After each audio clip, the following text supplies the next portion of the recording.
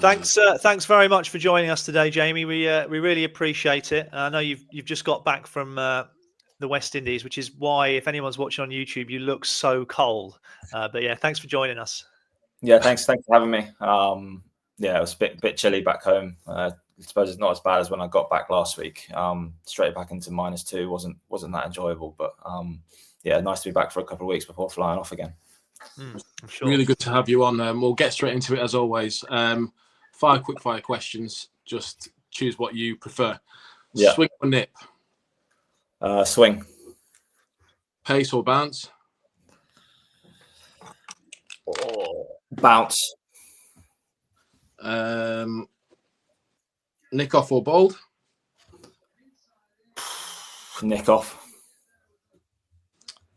Slower hand. Sorry, backhand slower or knuckleball? Can't do either. I'd say back of the hand, if anything. Good banter or good for you? I'll ask you again. Good banter or a good banter? Well, you say that. I've changed in the last. I bowl less bouncers now than I used to. Between banter and Yorker, what would you choose?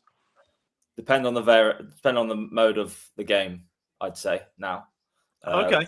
4-day cricket, we go more bouncer, and then obviously T20, I try and get my Yorkers in more than bowling bouncers now. Okay, we'll have to. Well, how do you want to score that last question then, Righty? Half a point. All right. Half a point each. We need all the points. I got 2. Well, including that half a point, I got 2 out of 5. 2.5 out of 5. Yes, same. I got swing. I think there's a ball you bowl that's doing the rounds on the socials, isn't there? Like an away swinger that just cleans someone up. Yeah, that was actually Dorse. Yes. Actually, as well as the Renshaw leave. Yeah, as well. the Renshaw one as well. There's a couple. Dorse is one, and then the Renshaw's the other one. Yeah. That was those two were that one off Dorse was pretty much unplayable, to be fair to. Yeah, and then I just find obviously conditions make a difference wherever you're going. I think in England, especially playing at the Oval, I think swing is more beneficial there than it has been maybe 2 or 3 years ago. I think the nip bowlers, they come to the Oval and it doesn't necessarily nip as much as you think, whereas with the swing, it sort of swings and then it sort of just keeps going. So like swing's always been my sort of asset. So it's just sort of been quite helpful. They sort of changed the wickets in the last couple of years. We've heard this, I believe, from the Essex bowlers, or maybe I've heard it. I think maybe through Rishi Patel, who I play with, who's heard it from them. Apparently, they reckon that the Oval's the one ground now where you don't bowl wobble seam, you stand it up and swing it. Yeah, I'd say like whenever like nip bowlers have come, they've not necessarily bowled as well as like we've obviously got Jordan and Frankie, unbelievable swing bowlers, and like it seems to like nip from the swing, so it sort of swings a little bit and then it like keeps on going and kicks more. And I think just with I don't know if it's the hardness of the pitch or stuff, but they still feel like soft, but it doesn't feel like the ball grabs as much on those on our sort of wickets as it does the rest of the country for some reason. I don't know why. But yeah, I generally always try and present the seam up a bit more upright at the Oval. And notice I thought you'd have gone pace over bounce. I was surprised. Yeah, I did. Bounce. Can't believe it.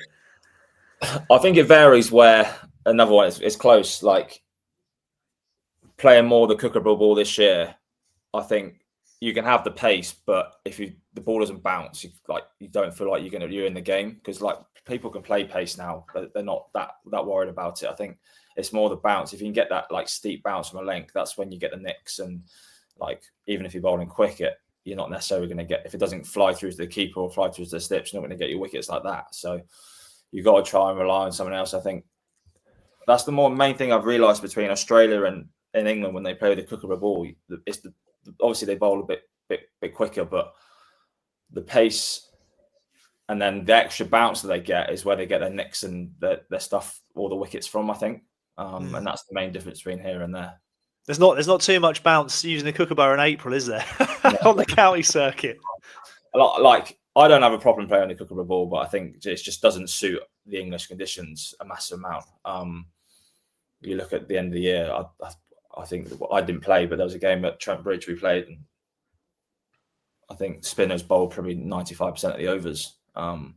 just because the seamers weren't beneficial at all. So like if you want to bring it in for just bring the spinners in, it's fine. But I just think with the seamers, it doesn't necessarily work in England. You've gone nick off over bowled, which I got wrong again. I thought you'd love to smash the stumps down. Yeah, but I don't hit the stumps very often, so I like seeing it being nicked off. I just like obviously to swing the ball away, so I like seeing it swing and then taking the edge, and just sort of being caught in the slip somewhere is quite a nice feeling. Yeah, totally agree. I thought you'd have gone with more back of the hand slower than knuckle, and there's not many people who go knuckle ball. No, there's a few around. Obviously, AJ Ty is probably the most well known one for bowling the big knuckle ball. But yeah, there's not many knuckles. It's a hard ball to bowl. Like I can sort of bowl it, but it doesn't really get into the knuckles. Sort of just comes on the end of the fingers, but it just goes everywhere. So I just sort of leave it, stick to the skills I know, and go from there. Really. No, fair enough. And last one was we've kind of gone half a point because you're saying game situation depends basically. But before we go on with this interview, you've gone kind of depends. I've got to ask this question. Why is it that when I then come into bat, that you and your brother seem to have this thing of, I'll tell you what it is, Chris. I noticed that they can be absolutely knackered. They are done. I come into bat, and your second wind, they're ready. They see a wicket or a headshot ready for taking place. Yeah, I don't know why. I don't know. Perhaps you've got me out a few times. I just feel like I want to get a bit of payback. I don't know why. But yeah, it's just I think like tailenders now, not tailenders, but like lower order batters, you go early with a short ball and then you try and pitch it up and try and get the wickets like that. I think like it's my sort of like I get chucked the ball being like quite the enforcer's kind of role in 4-day cricket. So it's just part and parcel, unfortunately. But I don't like bowling it necessarily. To be fair, Jamie's like on the park and you see him, all right, he looks knackered, and he's come out to bat and it's like, oh, he's now loosening up again. Interesting. Craig, on the other hand, last time I remember this was really like obvious of he cannot wait to bowl against me just because there's a chance. I think out of all the bowlers I've faced, I reckon I average the least. I don't care in saying it. The least against you. I reckon if I face you 10 times, you've probably got me out 9 times, if not 10, for an average of about 0.5. There was a game that it was at Edgbaston. It was a bit of a naughty wicket. And I bowled you a ball that was off a length. I think it was the first ball, and it literally like through the roof, and like you got you almost off the glove. And then next one, just a general like normal ball, just nick off. But it was it's not necessarily like a dangerous ball, but it was just the pitch just made it like almost unplayable. I do remember that now you've said it because I thought a few years ago now. Jeez. I remember it bounced off a length. I think it may have hit me in the shoulder, actually. Yeah, I think it hit you somewhere, but I can't remember where. Like, God, this is a bit dodgy. And I thought, chances are he's going to bounce me. Do I pull him? I was like, no, it's a short enough boundary. I could try to, but... Yeah, it was short leg side to your pavilion end. And I thought, it's gone, I think, similar length, but maybe a touch shorter. And I thought, I'll just, like, kind of glance it. And I've, like, nicked off straight to slip. Like, God. I'm amazed you've brought this up, Keith, because normally we film these and Keith says to me, stop telling everyone to bump me. It's not that. It's the fact of him and it's Jamie and Craig. They're both like, can't wait to bowl at me. It's like they just see a walking wicket. They smell it in the air. He's in. Get me on. Whereas Craig, I remember watching Craig one game. He'd gone off like bad shoulder. Toe was all over the place. He's off the pitch. He's gone. I came in. He sprinted back on the pitch. It's not very important, Craig. That. But they're both very sociable on podcasts. It's quite nice to see this side of them, isn't it? I get a bit of a rad rep. Like as soon as I cross the line, we're both very competitive. So like as soon as we cross that line, we can get a bit fired up. But then off the pitch, we're both very, very chilled out, but I'll probably say I'm a bit more sociable and a bit more out there than Craig. But we're very, very, very relaxed sort of characters off the cricket pitch. Well, as we kind of we'll stay on that topic a bit of you and Craig.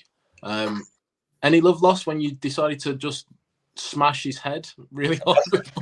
No, not really. Well, it was one of those like he come in and he was he started just, little Craig, like he can be quite positive and he can score quite quickly. So I think I just come back on the ball and Burns was like, just give him a couple, just like see if he takes it on, see whatever.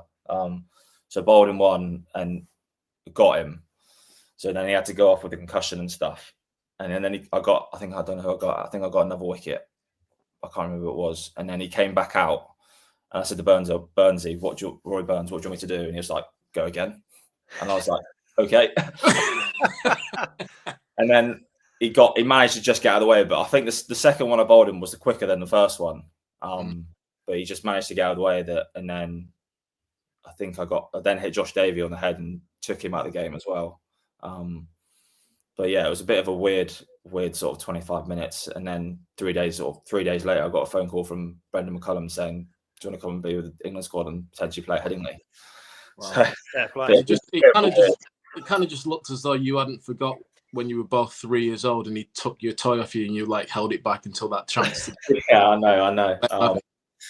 We've never really played against each other, so it is a bit of a weird thing, but we're starting to get used to it now, and it's a bit more enjoyable now than when we first started doing it.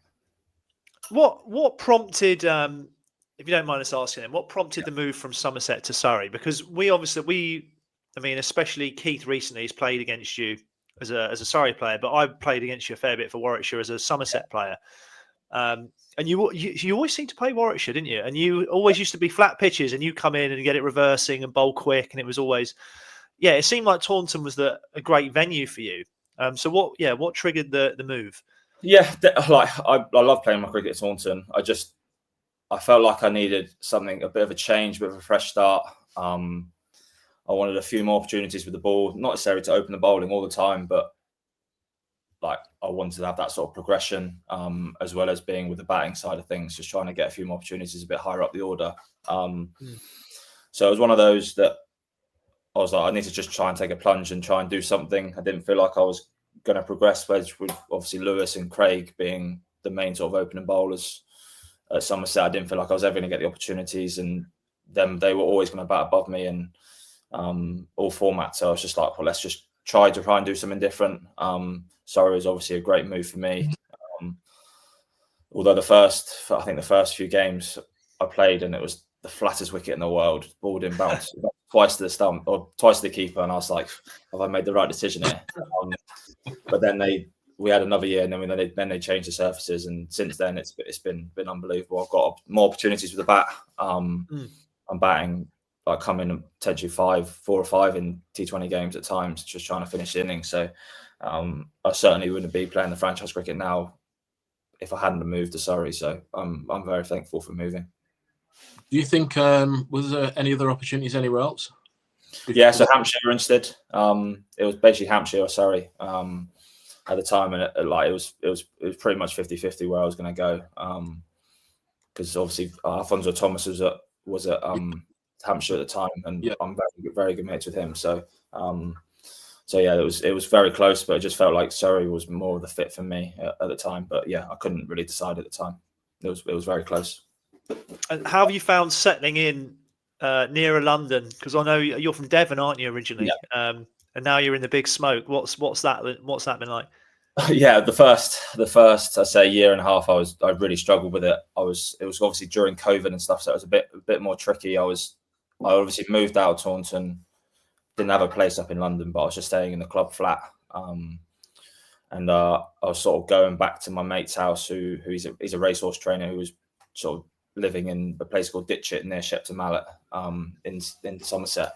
So like every free time I had off, I was going back there, sort of driving over 2 hours every time, and sort of it was actually, I played a year and sort of not necessarily falling out of love with the game, but just sort of wasn't enjoying it as much. So I was like, did I make the right decision here? And then chatted about it with our psychologist at Surrey.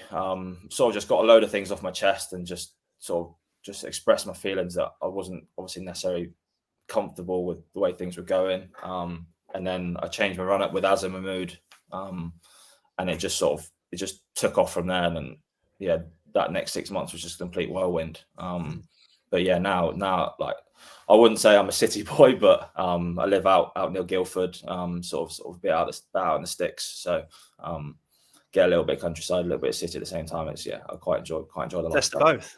Yeah, literally the best of both. Obviously, you said just lived outside of Guildford now. That's for now, but obviously there's been a big shift in the IPL. Is that remain Guildford, or are you looking more? No, I'll still stay here. A lot of people don't realise, like, you have to put yourself in at a decent price to try and even make some money. Like the what I've gone for, I actually won't make any sort of monetary gains from going in, paying back your tax, paying back agents' fees, paying back you're obviously missing time from being away from your county. You have to pay back a certain percentage each day. So I put myself in at the price that I knew that I would probably break level. Hopefully, if I play a few games, I think they brought in match fees this year. So if I play a few games, then I might make a little bit of money. But it's more just trying to get the experience. Yeah. Now I'm at Chennai. It's one of the greatest franchise teams in the world. So like playing with Dhoni and Jadeja and Ashwin, those guys, you can only learn heaps amounts. So I'm very much looking forward to it. And like the money's not the end of the world. So it's just trying to get as much as you can. You get the experiences, and hopefully there's a few more opportunities going forward. No, mate, I completely agree, and it's really good. I think Keith would agree. When the auction comes around, to see like the English lads that get picked up. So like Jacob Bethel's gone for a decent whack as well, and it's like, it's just you can't deny that it's such a high profile comp.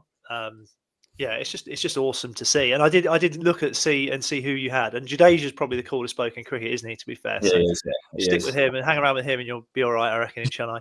Exactly. I think him Dhoni, they're the two kings of Chennai. So if we stay around them, I'll be in their good books.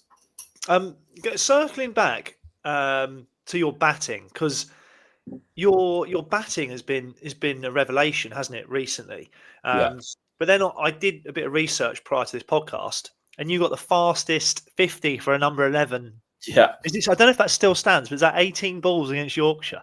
Yeah, something like that. Well, I think it's the fastest. Well, when at the time it was the fastest 50 ever recorded since balls had begun. So, like the time-wise, someone might have done it when it was done by time. But yeah, since the balls have started, it was the fastest. I still think it is, but I don't know.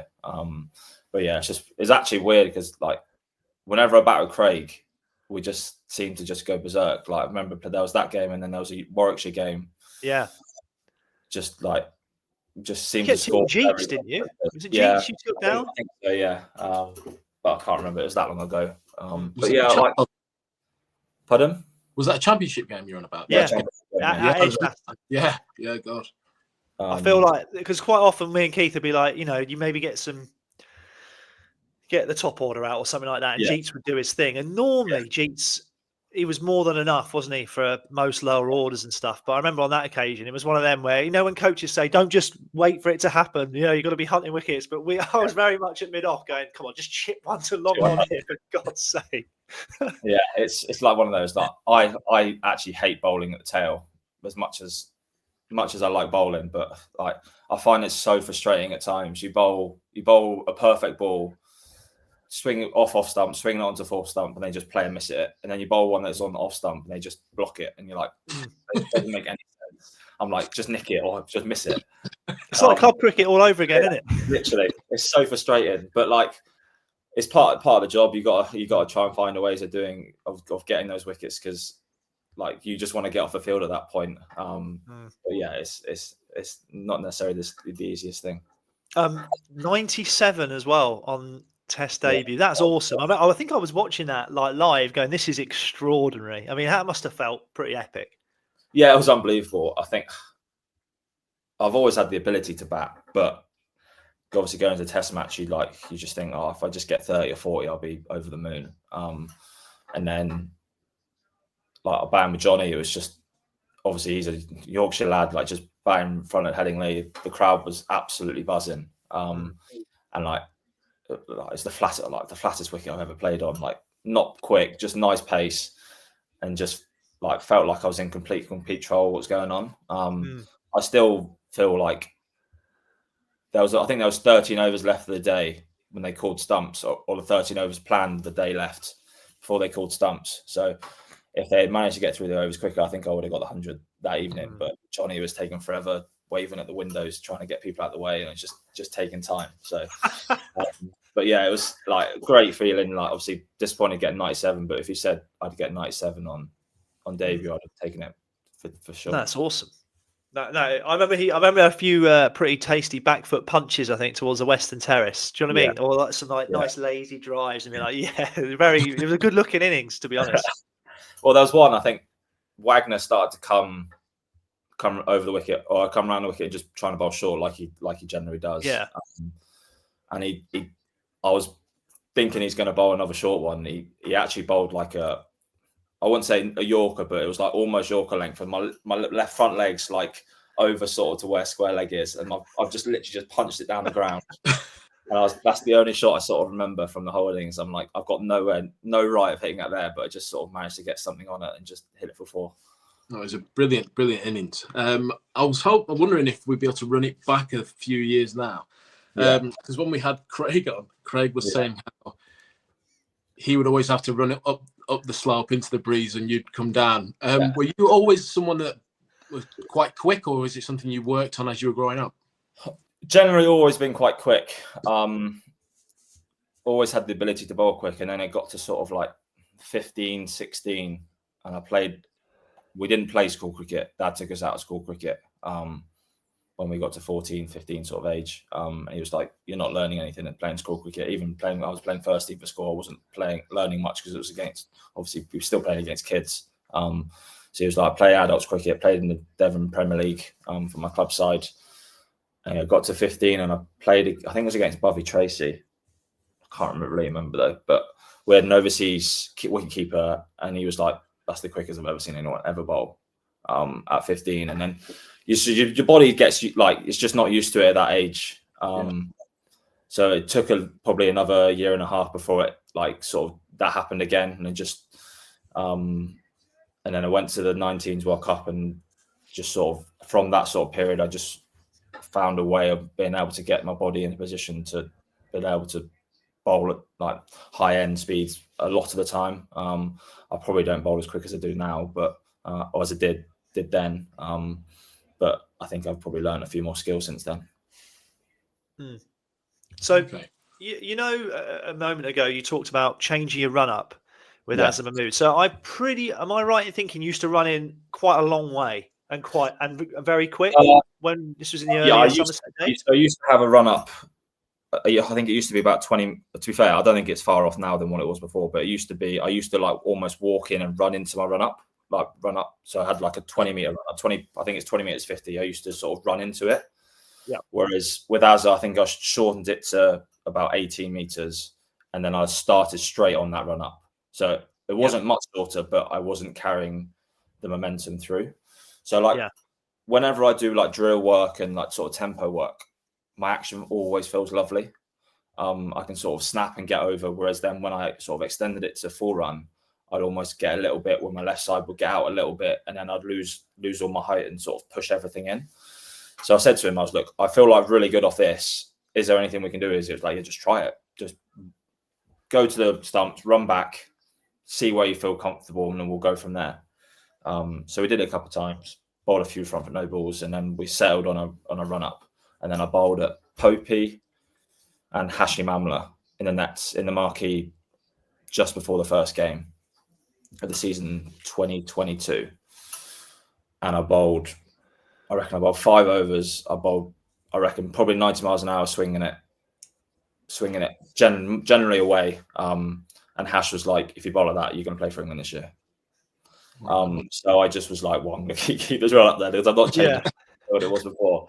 I bowled a ball. I got come off one a little bit, hit Popey on the toe, and I thought, I've done him. He couldn't walk after it, so I was like, I'm done him for the start of the season here. He's not going to play the first 2 games, but luckily he managed to get through. But yeah, just something like that, just completely changing something, sort of just fresh in my ideas, and just felt like I did it straight away, and I felt unbelievable straight away, and just sort of just clicked again. I've sort of gone back I've extended it a little bit again, just because I was probably pushing the front line a bit, so I've just gone back a little bit and just sort of taking it, and it feels nice again. So just sort of sticking with that. Obviously, you just mentioned about bowling like Ollie Pope and Amla. Did you find when you moved from Somerset to Surrey, like the standard of batting improved, where you had to then upskill even more to actually get any sort of benefit out of your net session?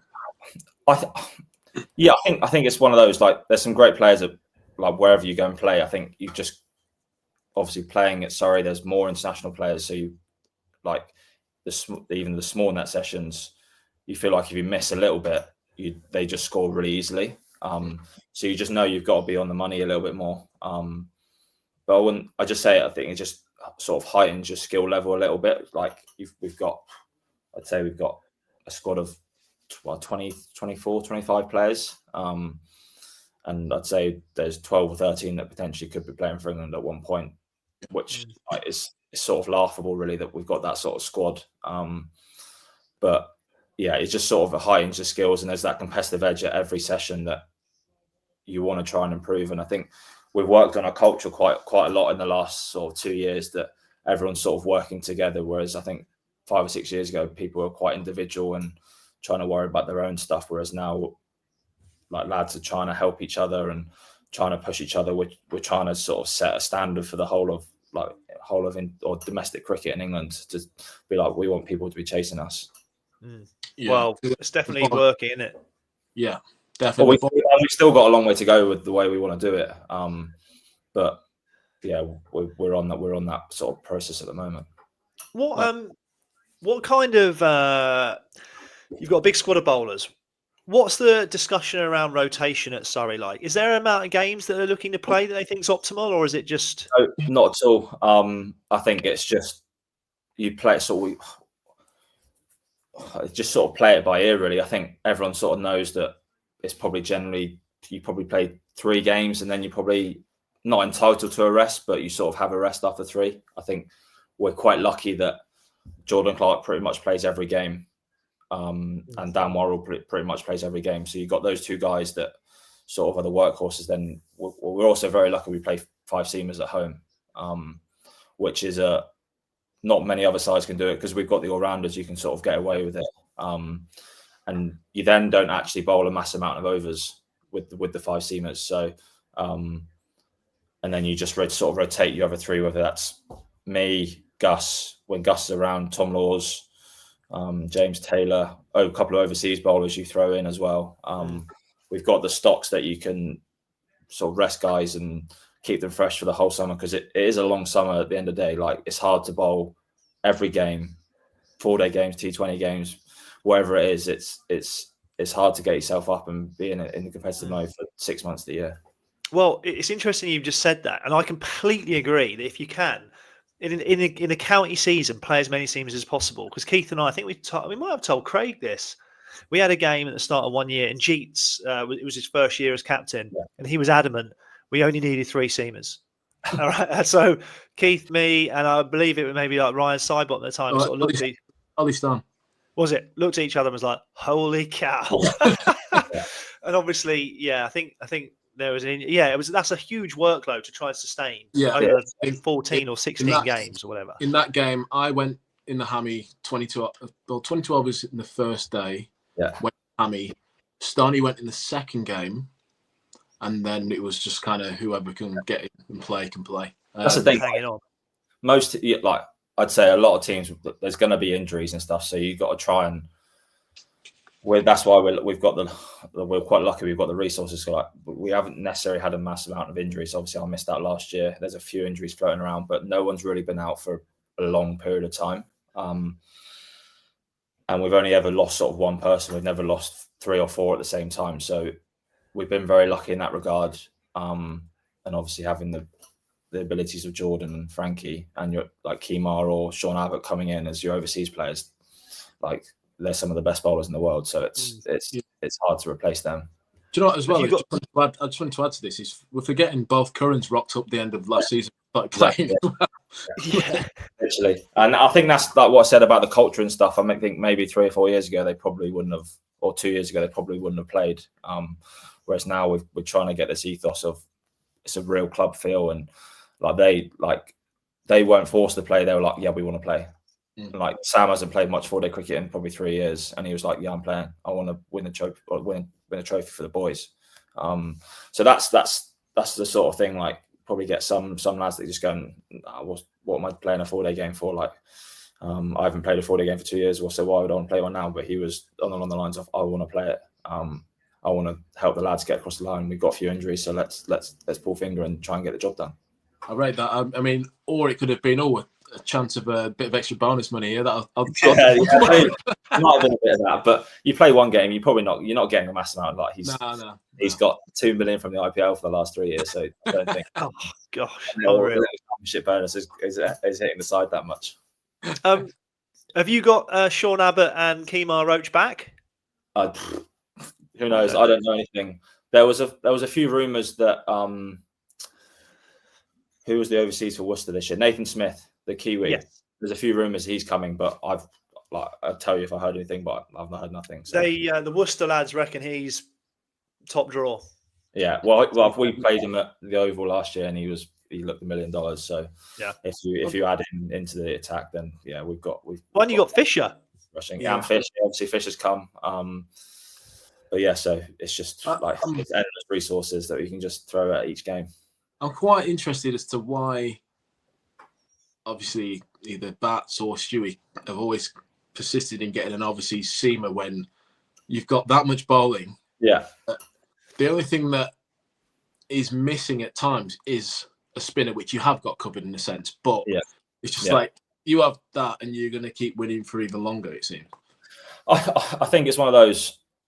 Yeah, we're probably light on the spinning side of things. I think away from home, we're going to try and find a method of trying to win games. Because I think sides are going to go more spinning wickets against us. But yeah, just the conditions we play at home for 7 home games, we don't need a spinner.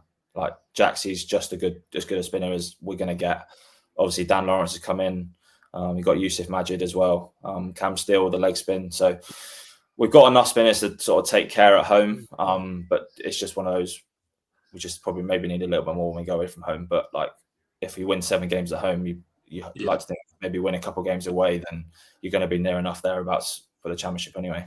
It must be a little bit annoying knowing that, especially now, because you guys have been so strong for so long, that every away game is most likely going to be a slow, dead wicket, potentially. But you're just like, all right, I've got nothing to play with here. I've just got to come and slam it as hard as I can or whatever. Yeah, it's one of those, like, you can look at it in multiple ways. Like, we sort of try and change the language about how we're approaching those games. I think we've got obviously a lot of ambition in the squad to try and play international cricket, and I think if you go to the subcontinent, you're going to play on those wickets anyway. So you've got to try and learn at some point. So it's just trying to adapt to each game and try and make the most of the conditions you've got. And like, bowling on every wicket is completely different. You've got to land the ball in a different place to try and get the most out of it. So it's just trying to adapt and be the best you can on that sort of surface. I would say as well is I did see towards the end of last season, I think you boys were trying to make it spin for yourselves. I think we played last year and I created a bit of rough at home, and Felix Organ got, I think, 4 or 5 for her, and he got a lollipop with a beautiful ball. Towards the end of the season, I got a video clip sent to me, a screen recording of Dan Worral ran the wicket against Worcester. Safe to say he was skating all over the place a little bit. That's just like, I think what game that might have been. That must have been at their place. I think the lads builded for a long time. Like you just try and create things at times. Like it's just trying to make something happen. I think we had obviously Dan Lawrence was playing, so he was the off spinner. So just trying to create a bit of rush for them. Need to have a chat with you to how about you do it. But there's a few long spikes flying around, I reckon. Do you know what it is? It's one of those that you've got to try and find a way. You do, as long as it's within the laws of the game, which it currently is, then there's nothing that can be done about it. You can't help where you accidentally land a few times. Well, like if you've learned to land in a spot that's this side of the 6 foot line or whatever the line's called, and it's perfectly legal, then it's part of the game. You need to try and find a way of doing it so you can manage it, or trying to help your team in the best way. Like Paul Walter at Essex, he does the same thing. Harmer's basically said, you need to land here. This is why I want to pitch the ball every time. So he's worked out where he needs to bowl the ball from. So his follow foot is literally on that spot the whole time. Well, that's playing to your strengths. It's cricket. I don't see a problem with it. So you've got to find a way of overcoming it or trying to help yourselves to be in a better place. Well, my career's coming to an end soon. I've not got long left, so I'll probably do a few seminars on it and like. Perfect. We'll have to get the secrets are going to come out. You know what? Yeah. The best thing is probably, I mean, let's be honest, being left-handed and a few milkshakes after playing it, just gradually over your career, you start digging bigger and bigger pits, I reckon. Well, you say that I've had to lose a bit of weight. They didn't tell me off, but I've lost a little bit of weight since sort of January this year. So I'm not as heavy as I was. Again, prior to this, I read this. Now, I didn't realise you'd had quite as many stressies as you have. 5. I mean, mate, like, fair play to be where you are now, going through that. I mean, yeah, how on earth have you managed to keep going? I think it's just the love of the game, really. You just want to come back. You want to try and get the best out of whatever you can do. None of them have ever been that bad that I'm gone like, well, should I be doing this? They've only ever. I feel like I've got quite high pain threshold, but with this, like I noticed them straight away, and like normally I catch them quite early. I think the biggest one I've ever had is like 4 mil, 5 mil, which is quite small in terms of a crack. So like I catch them quite early, and then I'm generally quite thorough with my rehab and stuff when I come back. Once I'm back playing, I normally slip off a little bit. So I've tried to be a bit more strict with what I'm trying to do this time. And yeah, like coming back from Australia and Dubai last year, didn't realise I put on the weight I'd put on. Just obviously playing and living in hotels, eating out the whole time. You can't control anything. So I got back and I was near enough 116 kilos. So like I had a chat with the nutritionist or the guys at Surrey and a few of the ECB and being like, what's the biggest thing I can do? And we all come to agreement was if I can lose 10 kilos of weight, trying to lose a bit more, then that's going to be the biggest thing to help me, because you lose 10 kilos of weight, every ball it's 6 times or 7 times body weight through each delivery. You do that over a season, that's a lot of weight you're losing. You don't have to put through your knees and through your back. So, mate, this is really interesting, because I feel like quite a few players would probably like to lose a little bit of weight. Yeah, but you've got to juggle the performance aspect, haven't you? Presumably, yeah. With ultimately, you've got to create a bit of a calorie deficit. Yeah. So how have you managed that, but still playing at that Obviously, level? I lost a fair bit of it when I wasn't bowling or doing anything like that. And I'll say you need to fuel yourself properly when you're playing cricket. When you're bowling and doing that sort of stuff, you have to fuel yourself, because your bones need the fuel to recover from the day's play. Yeah. So what I'd say is when you're playing, ideally you don't really want to lose a massive amount of weight. Just because obviously then you're in a big calorie deficit and you're not actually giving yourself the best chance to recover and heal in those times.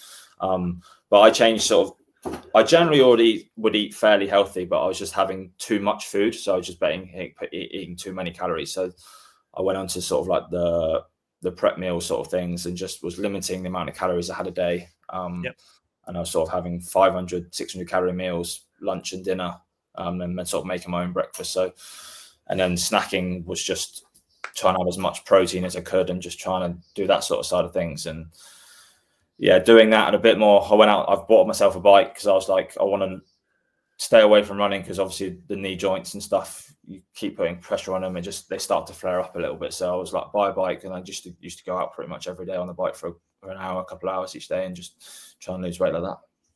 Right. That's awesome. No, I appreciate your honesty and stuff there. Yes. That's, I feel like, that would affect more people than perhaps people might think. Including me. It's so easy to put on weight though, isn't it? You just like, you have a couple of like cheat meals and you don't do anything for a few days and you can see yourself put on 1 kilo, 2 kilos like that. And it's literally the easiest thing in the world. But then trying to lose it, it's literally like, doesn't feel like it's going anywhere. It was slow progress, and we did it over sort of 6-7 months. And I still want to lose a little bit more now. So I'm just trying to sort of plan how I'm going to do it when I go to Australia, because that's the hardest thing when you're away from home and you've got nothing can control what you can put in your mouth.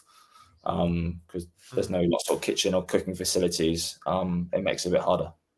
Yeah, I know the feeling. I was saying, I had the nickname at Warwickshire for a while, 3 shakes. And, and And I remember Clarkey was asking Jade Dernbike where he's going for food or something. I think he said, "Oh, GBK or something." And oh yeah, Barks goes there. He has three shakes. And Jay's like, "Oh, what? So which ones he mixed together?" And Clark's like, "No. He gets all three." They are good there.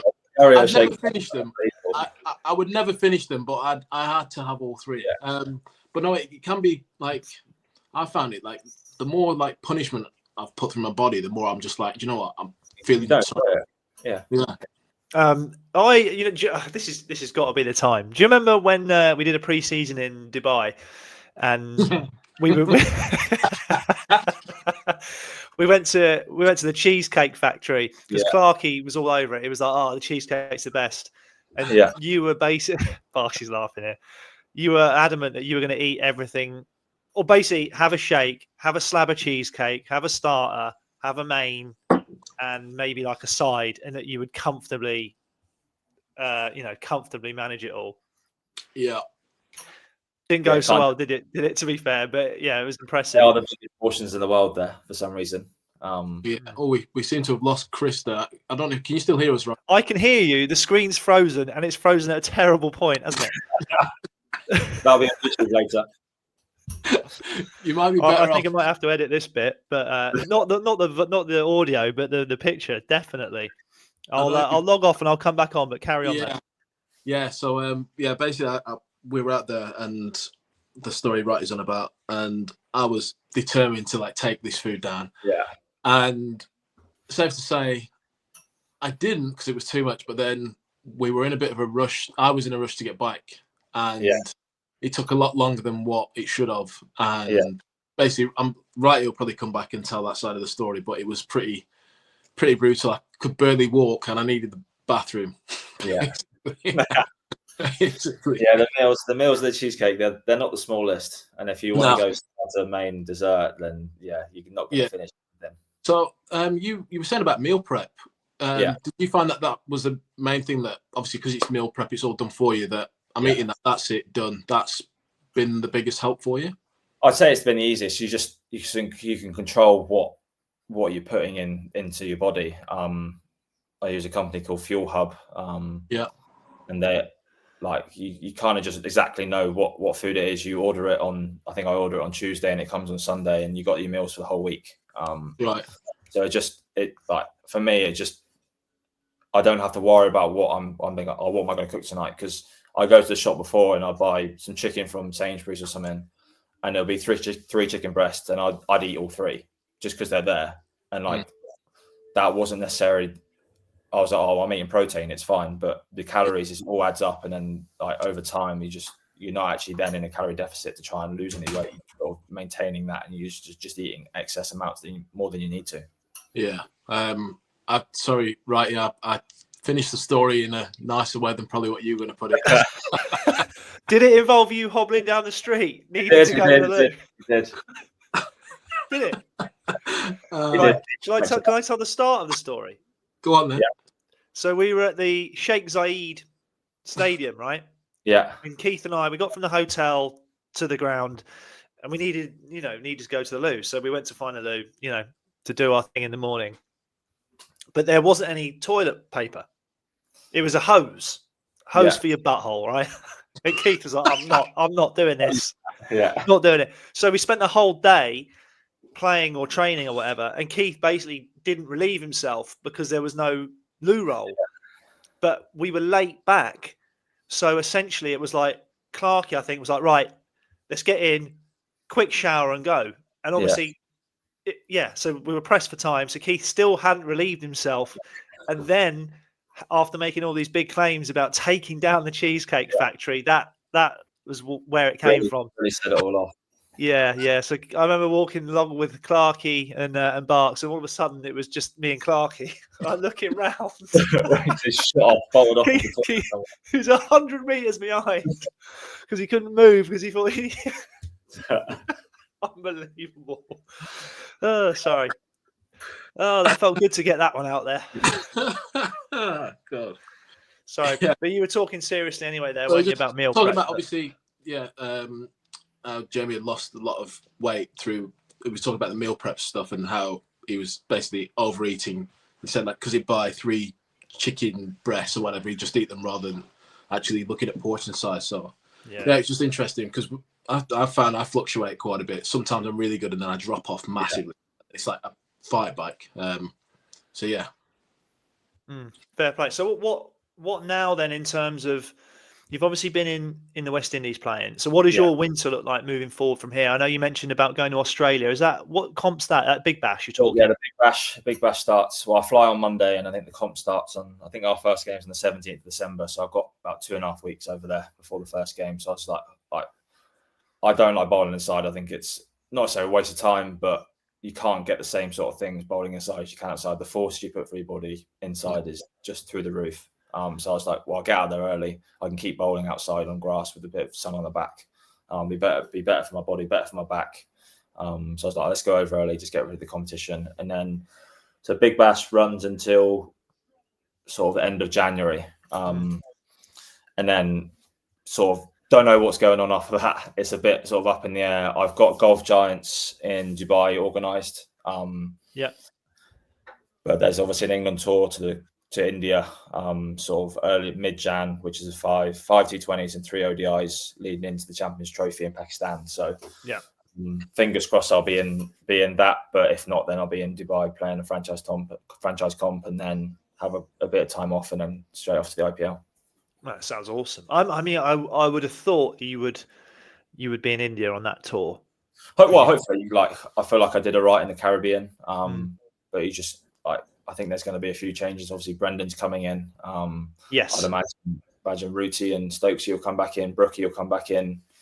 Ducky probably come back in. So there's going to be a few changes from that tour. So we'll just sort of wait by the phone and just see what happens. But yeah, fingers crossed I'll be in India. Do you mind? Can we touch on McCullum and the England environment real quick? Like, how is that at the minute? Because we've done a podcast with Hully, who's obviously made his debut this year, talking about it and stuff. It'd be interesting to hear from someone like yourself who perhaps a little bit older. Do you know what I mean? Kind of seen more environments. I'd say it's a very relaxed environment, but obviously there's still expectation to go out and perform. But it's a very relaxed and very chilled, and it feels like you get the best. It can get the best out of you, or I think if you look at it in a different way, you can get the best out of yourself, but then also if you don't want to put the work in, you could just slip off quite easily. But I think because you're playing for England, you've earned the right to be there. You've done all the right things. You know what your body, you know what you need to do. I think maybe for Hully, it's maybe a little bit different. He still needs to learn sort of his craft and stuff. But I think if you get to sort of mid-20s, sort of my age, you sort of know what you need to do and what you need to do to get your body in the right place for each game. So it's just going into that environment. It's just a relaxed and sort of fresh environment. You can just go off and show your abilities to the max you can, and everyone backs each other. And yeah, I think it's a great environment to be involved in. Really, is Trez staying involved? Yeah, I think Trez is staying involved. He'll be the batting coach. I think I don't actually know, but I think obviously Baz takes over for India, so I think it'll be Trez, Jeets, and Collie being like sort of backup coaches to Baz. Yeah. He seems like a bit of a legend, Trescothick. I only know of him to play against, but he seems pretty rock solid. Yeah, he's a great guy. I've known him since I was 16, so I've known him for donkey's years. But yeah, great guy. Always wants the best for you, whoever it is. He just wants you to be the best you can be. Just a shame his golf game is better than mine, and I can't take some money on him the golf course. Do you know what? Just from watching him play, and I didn't realize how much he loved cricket until he was like 40. Yeah, glasses on, short leg on his knees, and like the desire, the passion for the game was unreal. Yeah. Oh, unbelievable! Like I'd say, if he could, he'd still play now. If he had his body could let him do it. So I think who asked him? I think it might have been Livy asking the question. Was like, do you reckon you could play in the T10? Because it just started on the TV, or the lads were just going there. And Chaz was like, yeah, I reckon I could. And I was like, I can't fucking see the ball. Amazing. But yeah, like he still loves the game, and it's sort of that infectious. He wants, like, there was a couple of games. There was one game in St. Lucia. The outfield was absolutely drenched, and he was like, just go out and play. Like, don't have to run. Don't do anything stupid in the field, but people have come to watch the game. Like, just get out there and just go through your skills and do the best you can, but just take care in the field. But like, it's that fact he wants to get us out there to show off our capabilities and sort of give something back to the crowd or the fans, because they're the ones that they support us through the most things. Yeah. What? Who made the debut first, or did you at the same time between you and Craig? And what year? What, first class? Yeah. Craig made it about 3 weeks before me. It was against, I actually remember, because it was against Lancashire. Craig played, and it was between me and him who played. Right. It's bittersweet. Yeah. And they went for Craig just because, like, growing up, he was always a bit more of a batter, so they played him just because of the extra batting. And then I think it was 2 weeks, maybe 2-3 weeks later, it was against Surrey. I then made my debut against Surrey. What year would that have been? 2012. Sort of. Right. Okay. I don't know, I think it was May 2012. Just turned 18. I was still in school. There was a few injuries. I think at the time it was Kirby, Alfonso Thomas, Hussein? No, he hadn't arrived yet. Phillips, would he have been there then? No, he had left. Kirby, Willoughby? Trigo, Philander was there. Can't remember else, but there was a few injuries, and we were literally down to bare bones, and there was just me and Craig played. Craig Meshter played, Lewis was playing, so yeah, we had quite a young attack. But yeah, we just sort of chucked in, and I think it was probably the best thing that happened to us, like just getting chucked in. There's a few injuries, so it's just you just had to learn on the job and just try and see where you got to. And then we didn't play a massive amount that year, and then I played pretty much the full season in 2013. I think I played 13 games in 2013. As well, I wanted to ask you this because we're big fans of him, and Righty loves him. What's it been like playing with Dan Worral? Oh yeah, I forgot. I was going to ask that earlier. He's the best bowler in the country by a country mile.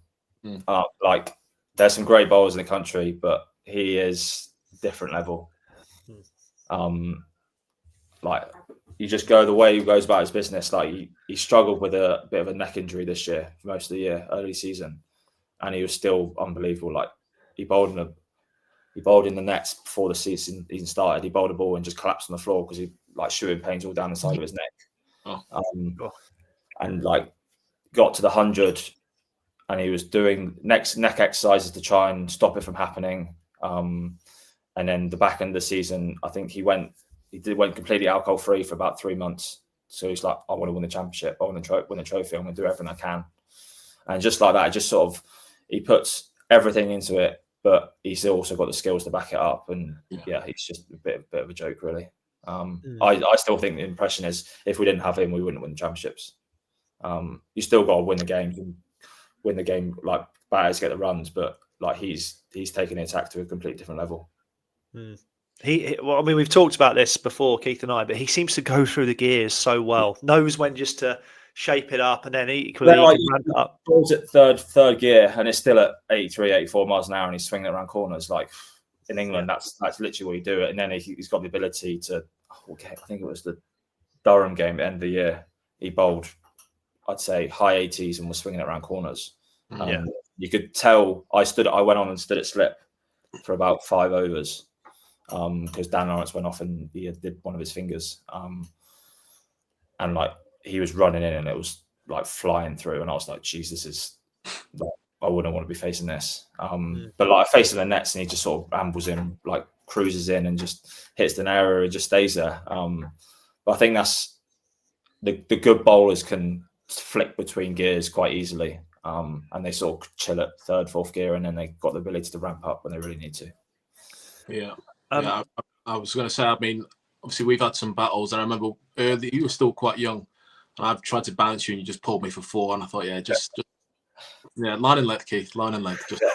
The thing is, I can't chill at fourth gear. That's not in my body. I can't do it. So I'm maxed out the whole time. And like Craig can do it. He chills at 80%, 85%, and then he can crank up when he needs to. But yeah, like the bowlers that can do it, they've got a different level. Yeah, he's on my list of, when you're batting.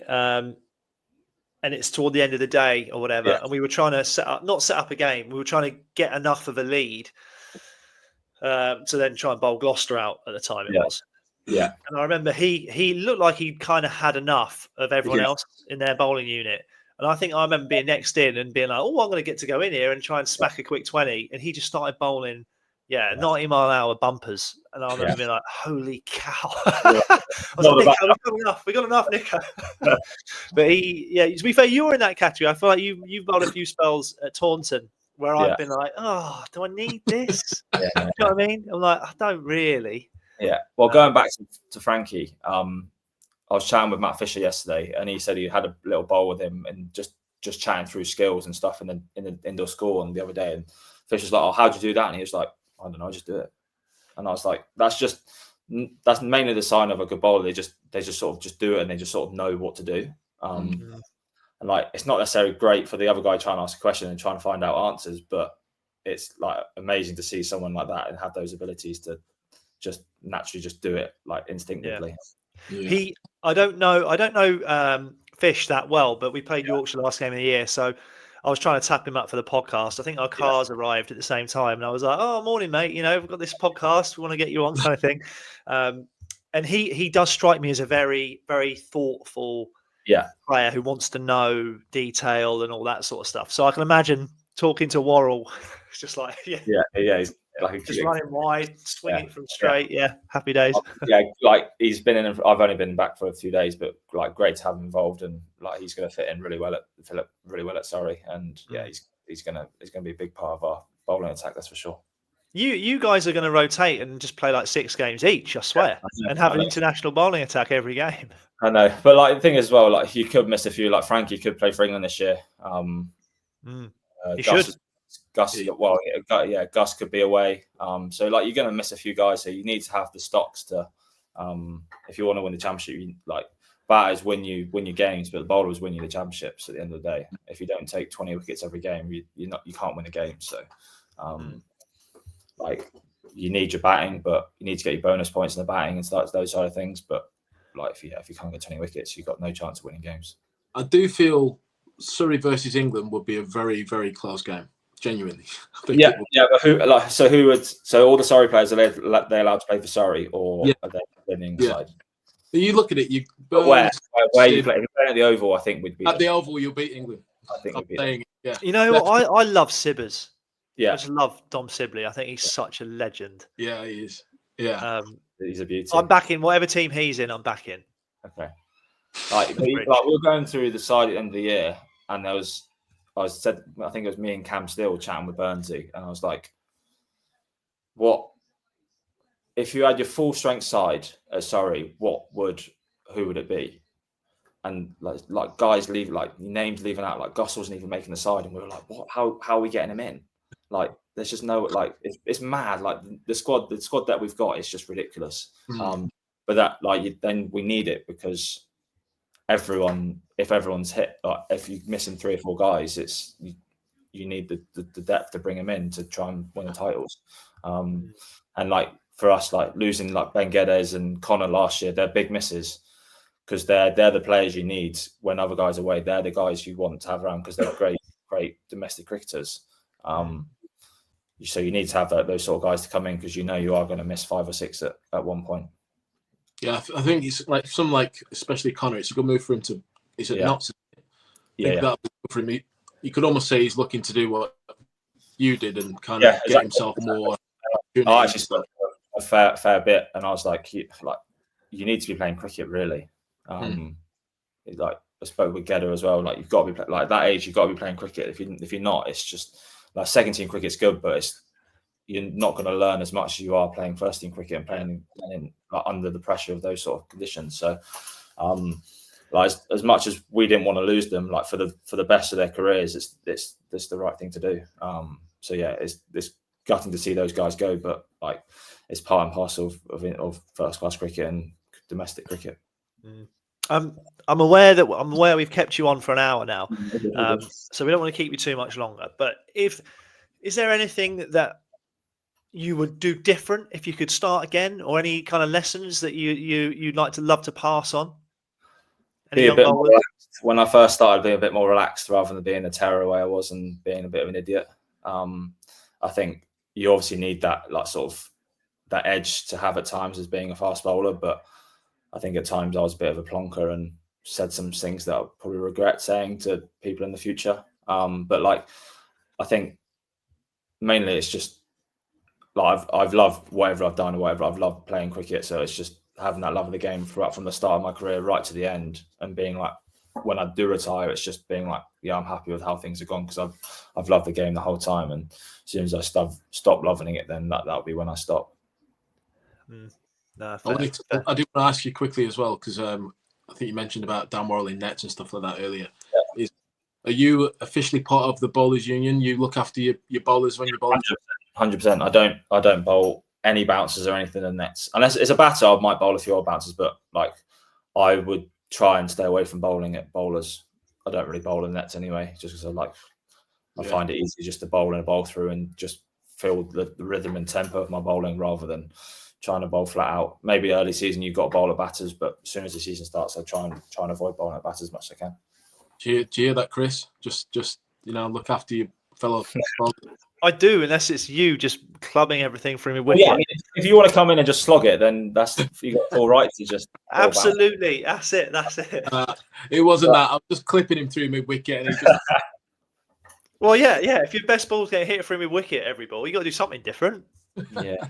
Well, the thing is, you can look at it both ways. You've got to learn to bowl it in the nets at some point. So, like, who would you rather bowl at? Someone who's going to pull it off their face for 6, or someone who might just duck and get out of the way of it?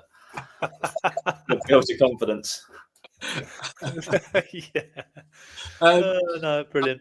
It's probably best we wrap it up. But I want to say it's been brilliant having you on. I know Righty won't say it, so I'll say it. Is we do want to get a few more Surrey lads on. So if you could. If you can put in a good word for us, that'd be great, because you've got a great bowler, and it'd be good to pick their brains on their thoughts and how they do things as well. Especially Dan Worral. We're officially in the Dan Worral fan club, right? I'll drop him a message after this and be like, you need to get on the podcast. That'd be amazing. No, it's been a pleasure having you on, mate. Really, really nice to get to know you a bit better. Cheers. Thanks, guys. Cheers, mate. Thanks. Take it easy.